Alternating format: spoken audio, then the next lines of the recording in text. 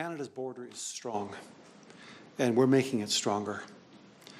Our recent plan, announced only several months ago, is the largest single investment in Canadian history on the Canadian border.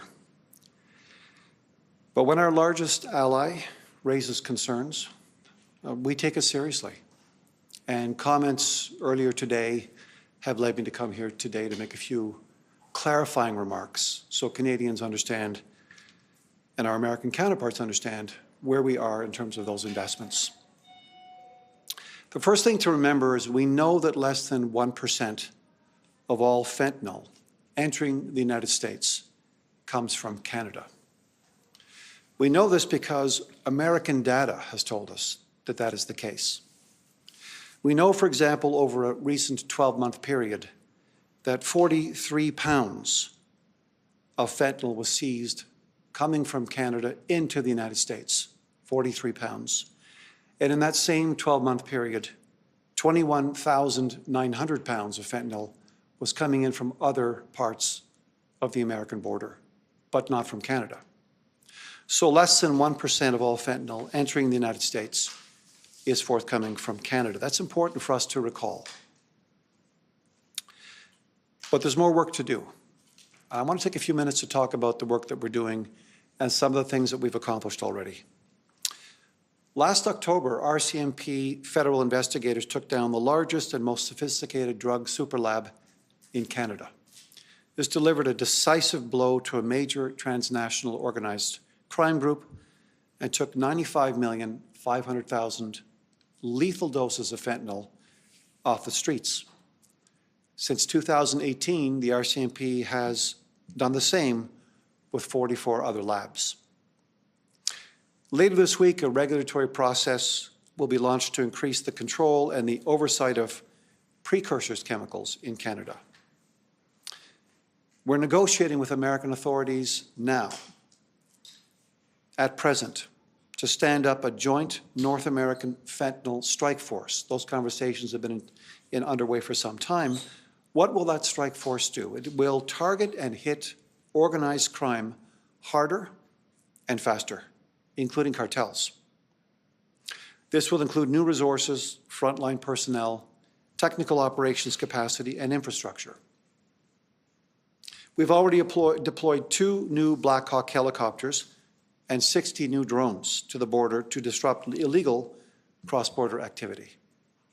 We're also training and deploying new border detector dog teams specialized 100% in fentanyl detection. We're investing in new technology that will be deployed at our border to target fentanyl and precursor chemicals such as X-rays, mobile scanners, and chemical analyzers. We're also following the money. A new operational alert for fentanyl for illicit opioids was released last week by FinTrack to assist financial partners in identifying and reporting transactions linked to the laundering of proceeds of fentanyl trafficking. We also announced that we are creating a new Canadian drug profiling center to support 2,000 investigations a year and expanding our capacity at regional labs, and that we will launch a new chemical precursor risk management unit to enhance monitoring and surveillance and enable timely law enforcement action. In fact, our senior Canadian officials from Health Canada will be heading to Virginia to be trained by our American counterpart organization in due course to, in fact, be able to better track and trace the origin of these precursors. This question of fentanyl is not unknown to Canadians. It's been a tragedy for many families. We are aware of it. Our government's been dealing with it for years. But we're not alone on this front, are we? Struggles and the impact of fentanyl are real here in our communities, as they are in the United States. And when the new administration suggests that we need to bear down on this question of fentanyl, we don't disagree. Where we really want to see progress is in cooperation, because we know the best way to tackle this crisis is to tackle it together. And so as we move forward, that's what we intend to do. Now, there are many other measures that we've taken thus far on the border. We continue to take those measures.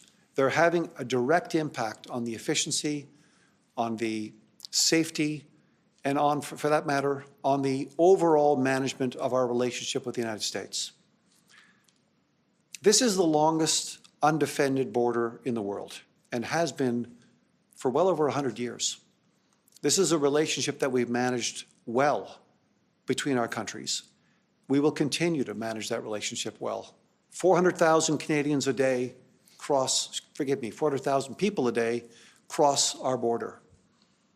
Billions of dollars of trade every day flow between our borders. Our approach to the American administration is a simple one. We have a choice.